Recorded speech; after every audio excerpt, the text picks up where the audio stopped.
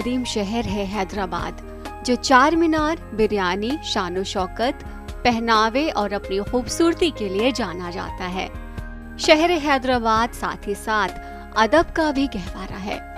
اس شہر نے کئی ادبی شخصیات کو جنم دیا ہے۔ جیلانی بانو کا نام ان میں سے ایک اہم نام ہے۔ اسی شہر میں رہتی ہیں یہ ادبی شخصیت جس کا نام ہے جیلانی بانو۔ ادب میں معروف ادیبہ افسانہ نگار جیلانی بانو کی خدمات کو فراموش نہیں کیا جا سکتا۔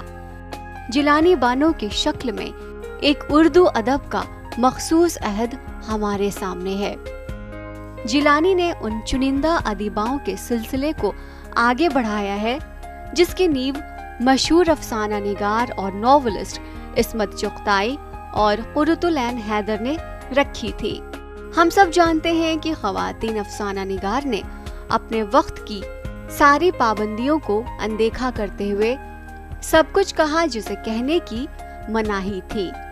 جیلانی بانو نے بھی اردو افسانے کو اس کے عروج تک لے جانے میں نمایاں کردار ادا کیا ہے۔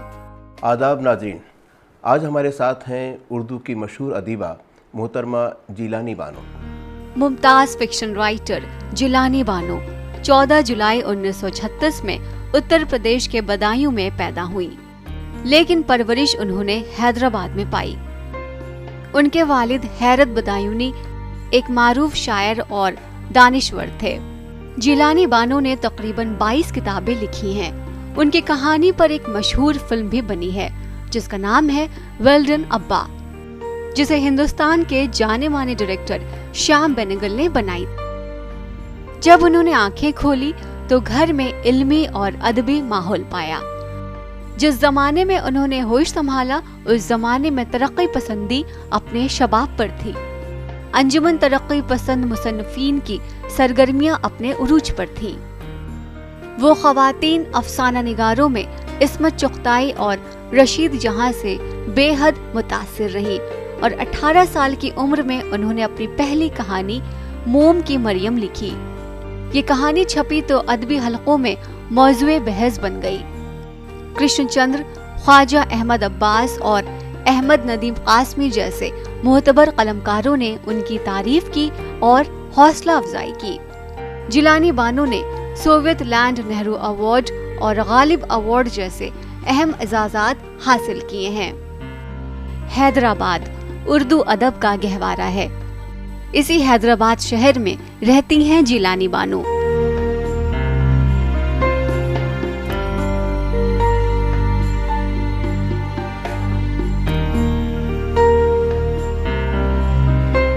جب ہم جیلانی بانو سے ملنے گئے تو ان سے وہاں کی طالب علم مخاطب تھیں۔ جیلانی بانو اپنی زندگی کے تجربے ان کے ساتھ ساجھا کر رہی تھیں۔ آج کے زمانے کے اردو طلباء کو آپ کیا کہنا چاہتی ہیں؟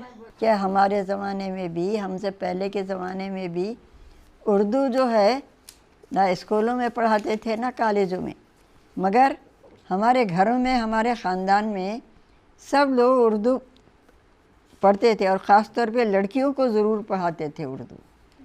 لڑکیوں کو اردو ضرور پڑھاتے تھے۔ تو اردو کے افسانے، اردو کی شاعری، یہ سب لڑکیاں زیادہ پڑھتی تھیں، اور وہ کالجوں کو نہ جائے، اسکولوں کو نہ جائے، مگر اردو پڑھنا ان کے لیے ضروری تھا۔ ایسے ہمارے ابا جو ہے انہوں نے پڑھائی۔ ہمیں جو ہے مخدوم محی الدین جو بہت بڑے شاعر تھے حیدرآباد کے، وہ ہمارے گھر بھی آتے تھے، تو ہمارے ابا کے دوست تھے۔ تو ان لوگوں سے جو ہے اردو جو ہے کوئی گورنمنٹ کی زبان کبھی بھی نہیں رہی۔ اور میں آج بھی کہوں گی کہ آپ لوگوں کو دلچسپی ہے تو آپ میرا انٹرویو لینے کے لیے آئیں، لیکن اردو پڑھیے بھی، اردو لٹریچر بھی پڑھیے، کیونکہ آپ ہی لوگ باقی رکھیں گے، گورنمنٹ باقی نہیں رکھے گی اردو کو۔ اور گورنمنٹ کے علاوہ جو دوسرے پولیٹکشین ہیں یا دوسری زبانوں کے لوگ ہیں، وہ لوگ اردو سے کوئی دلچسپی نہیں رکھتے۔ انگلش پڑھتے ہیں، تیلگو پڑھتے ہیں، اپنے حیدرآباد میں تیلگو پڑھنے والے زیادہ ہیں، انگلش والے ہیں، مگر اردو والے کہاں ہیں؟ تو اردو کو باقی رکھیں گے آپ لوگ۔ लिखना पढ़ना भी सीखिए और सिखाइए भी। ये हम तो आपसे ज़रूर कहेंगे। मेरे अफसानों को और मेरे अदब को सिर्फ हिंदुस्तान से ही नहीं, साहित्य अकेडमी अवार्ड मिला, नेशनल अवार्ड मिला। फिर मेरे अफसानों का जो है, मैंने जब लिखना शुरू किया था उस वक्त जो है ये मखदूम और श्याम बेनीगल और राज बहादुर गौड़, इन लोगों ने जो है मेरे अफसाने जो पढ़े थे तो इन्होंने वहाँ रूस में भी भेजा था। तो मेरे अफसानों का ट्रांसलेशन मॉस्को में भी हुआ। तो वहाँ से मुझे सोवियत लैंड नेहरू अवार्ड मिला था।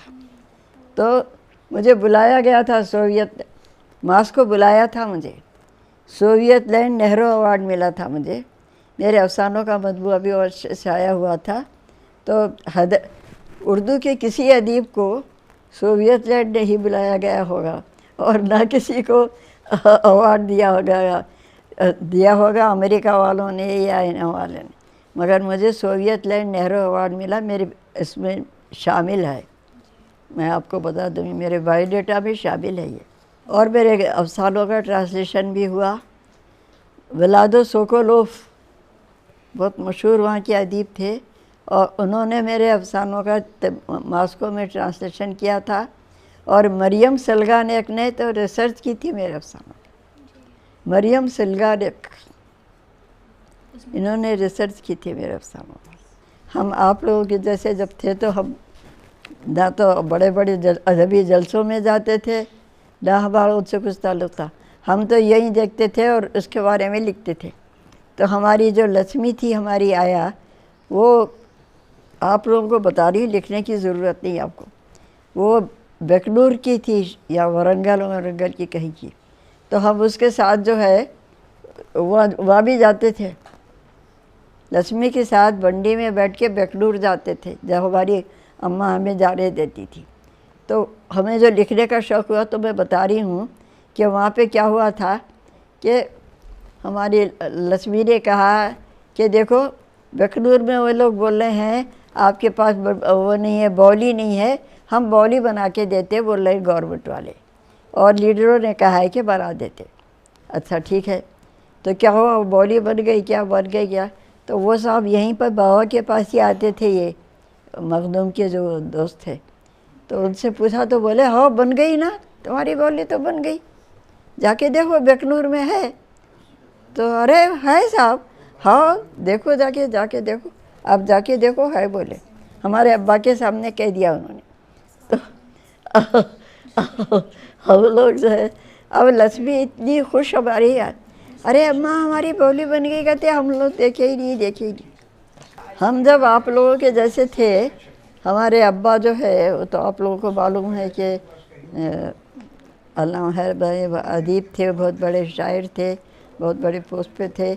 लेकिन वो जो है हमारे घर में सारे राइटर लोग भी आते थे, मखदूम आते थे, राज बहादुर गौड़, उस ज़माने के जो शायर थे वो सब। तो उसमें जो है वो अद्दू जो था उसका हमारे घर में लक्ष्मी थी, उसका बेटा था वो।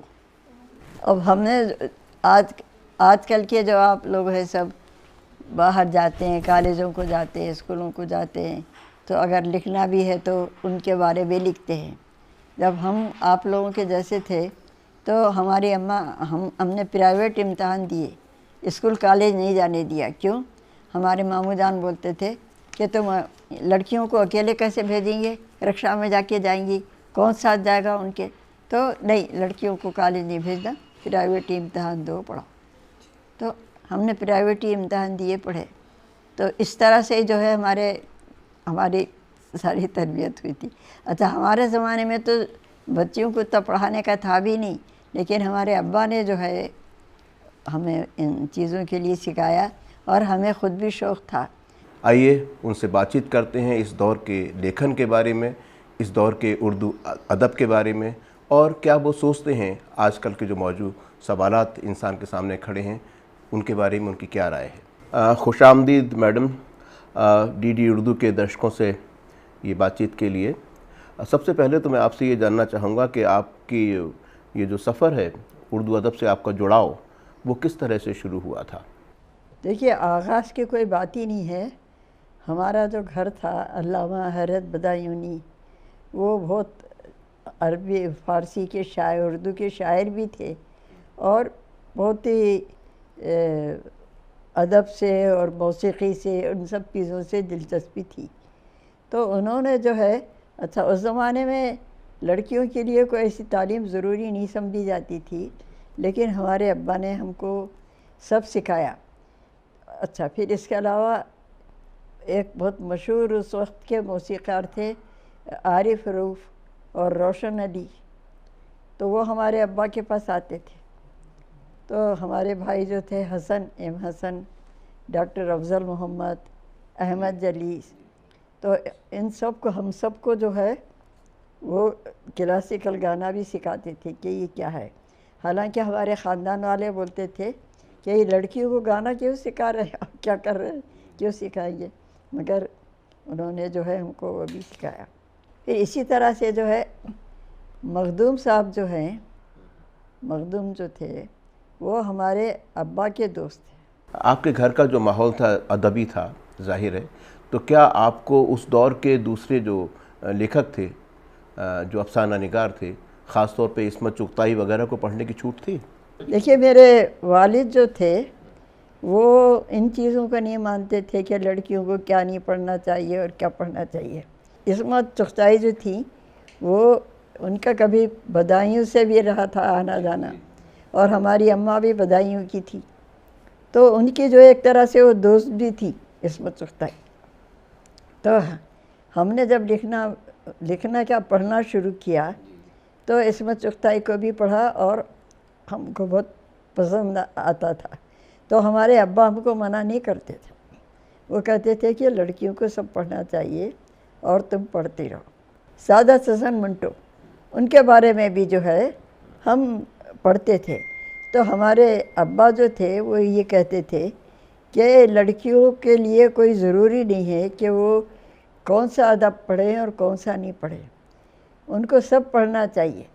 اور پھر اس کے بعد جب ہم نے لکھنا شروع کیا تو وہ بولتے تھے کہ دیکھو کیا تم کو لکھنا ہے، یہ دیکھو کہ تم جو ہے.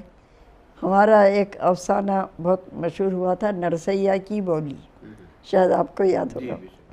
ہاں تو وہ افسانہ یہ تھا کہ ہمارے گھر میں جو ہماری لکشمی اس پر ایک فلم بھی بنی تھی. شیام بینگل نے جب یہ فلم بنایا تو ہم سے ملے وہ، تو پھر اس کے بعد ان کو بہت پسند آیا اور ہم سے انہوں نے اور بھی کہانیاں لکھوائی تھی اس کے لیے. اور ہمارے وہ ابا کے بھی دوست تھے، انور کے بھی دوست تھے شیام بینگل صاحب.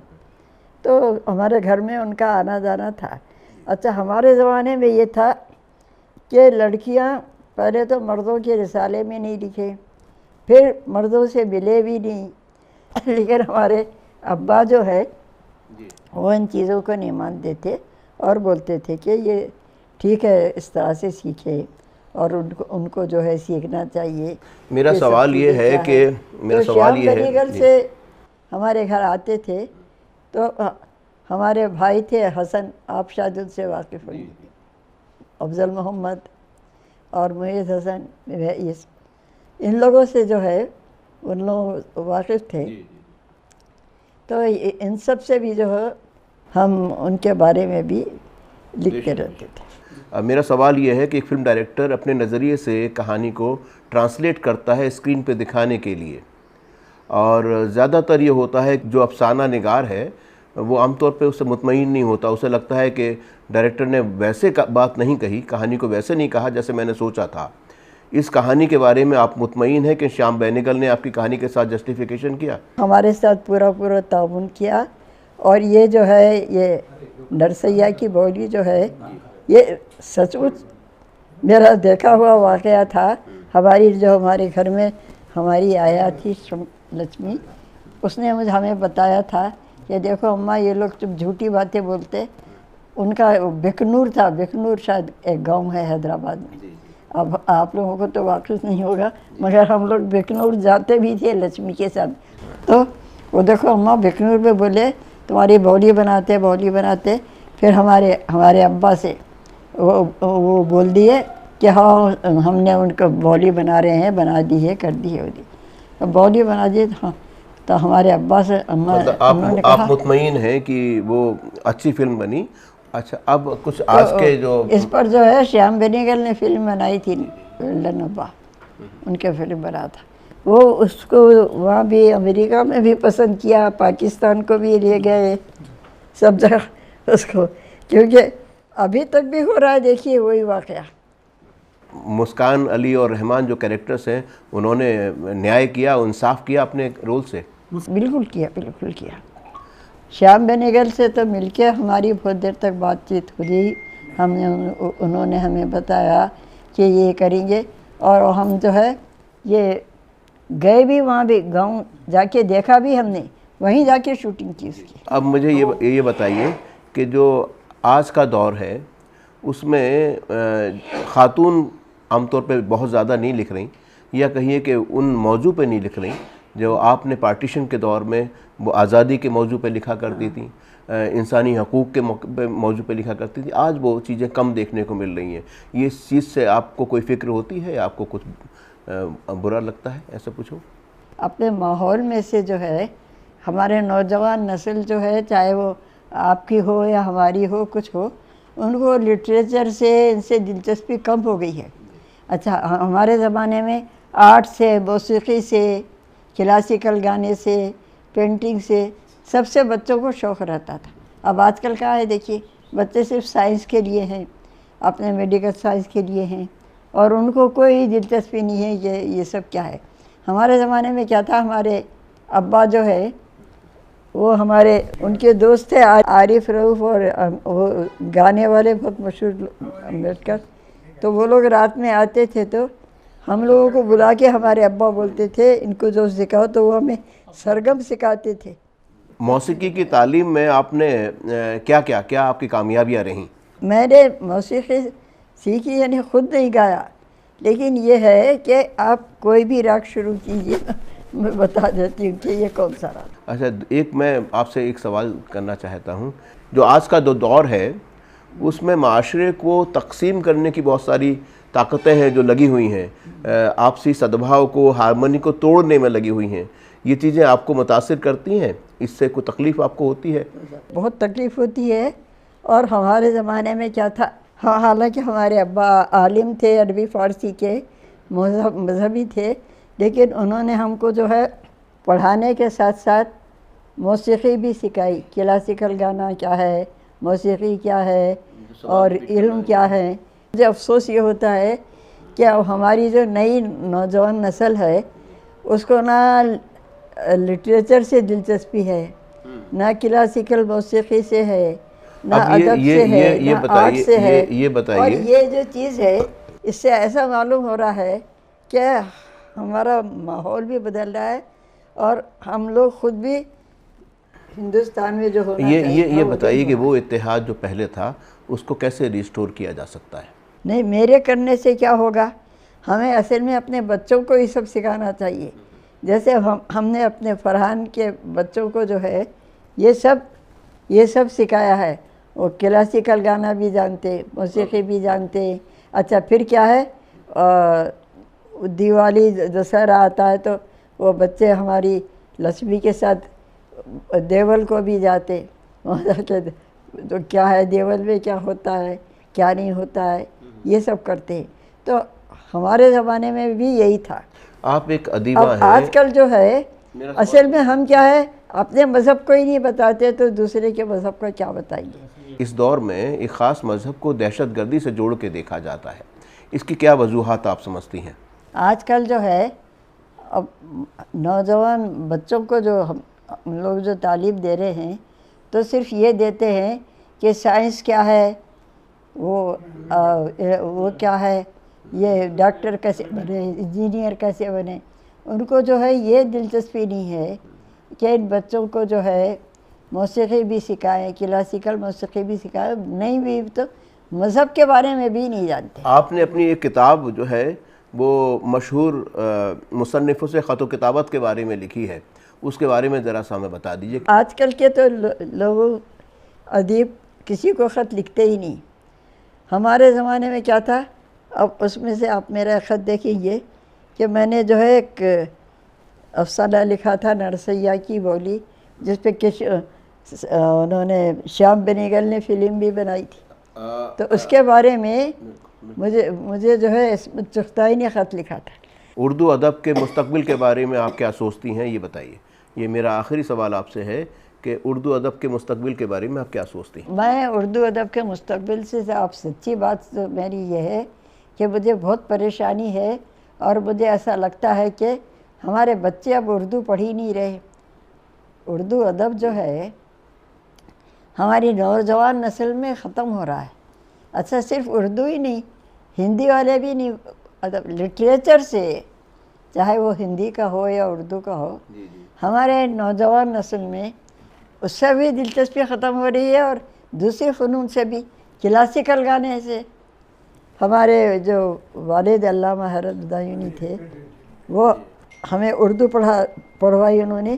عارف رؤوف، ایم اے رؤوف، یہ بہت کلاسیکل گانے والے تھے۔ وہ آتے تھے تو ہمارے ابا ان سے بولتے تھے روشن علی، تو ہمارے ابا ان سے بولتے تھے ان بچیوں کو وہ بھی سکھاؤ، تو ہمیں جو ہے انہوں نے سکھایا تھا۔ اب آج بھی آپ کوئی راگ شروع کیجئے تو میں بتا دوں کہ یہ کون سا راگ ہے۔ تو اس سے کیا ہوتا تھا، ہمارے ماموں جان جو اسلم پرشوری کے ابا تھے، ہم لوگ ایسی گاتے تھے، جب وہ چلے جاتے تھے ایسی کھڑکیاں تھیں، یہاں بیٹھ کے گاتے، مہر ہماری بہن ہو، کون گا رہا تھا، تمہاری آواز باہر تک جا رہی تھی۔ لڑکیاں کہیں گانے گاتی ہیں، لڑکیاں گانے، وہ بولتے تھے لڑکیوں کو گانا نہیں سکھانا، لڑکیاں گانے نہیں۔ اچھا اسی طرح سے ہم نے لکھنا شروع کیا۔ مردوں کے رسالے میں آپ نہیں لکھنا، آپ جو ہے عورتوں کے خاتون بشریر اور یہ ہے ان میں لکھنا عورتوں کے۔ تو ہمارے زمانے میں ہم نے جب لکھنا پڑھنا شروع کیا تو ہم کو بڑی مشکل ہوئی تھی ان ساری چیزوں سے نمٹنے کے لیے۔ ڈی ڈی اردو کی جانب سے میں آپ کا بہت بہت شکر گزار ہوں کہ آپ نے اپنا وقت ہمیں دیا۔ مجھے یہ بہت اچھا لگا کہ آپ لوگوں کو لٹریچر سے دلچسپی ہے، اور لٹریچر کے علاوہ ہم جیسے اردو کے لکھنے والوں سے بھی دلچسپی ہے، تو یہ ڈی ڈی پہ رہنا ضروری ہے، اور اس کی وجہ سے میں سمجھتی ہوں کہ ہمارا ادب، ہماری زبان یہ سب باقی رہے گی، اور یہ آپ لوگوں کے لیے کرتے رہنا ہے، ابھی نہیں چھوڑنا ہے بلکہ کرتے رہنا ہے۔ آپ جو اب ادیب ہے ان کی چیزیں بھی جو نہیں ہیں ان کی چیزیں بھی ہے، آپ ان کی شاعری، بہت ان کا شکریہ، ادب، بہت یہ سب چیزیں بھی ضرور کرتے رہیے۔ یہ بہت اچھی بات ہے جو آپ لوگ اس وقت کر رہے ہیں۔ میں چاہوں گی کہ آپ لوگ یہ کرتے رہیں، اور میرے لیے بہت خوشی کی بات ہے کہ آپ لوگوں نے یہ سب۔ بہت بہت شکریہ۔ تو ناظرین، آپ تھیں محترمہ جیلانی بانو، جنہوں نے 22 سے زیادہ کتابیں لکھیں اور بہت مشہور افسانہ نگار کے روپ میں بہت مقبولیت حاصل کی۔ آپ سے ملاقات ہوئی، اگلے کسی پروگرام میں ایک اور شخصیت سے ملاقات کریں گے، تب تک کے لیے بہت بہت شکریہ۔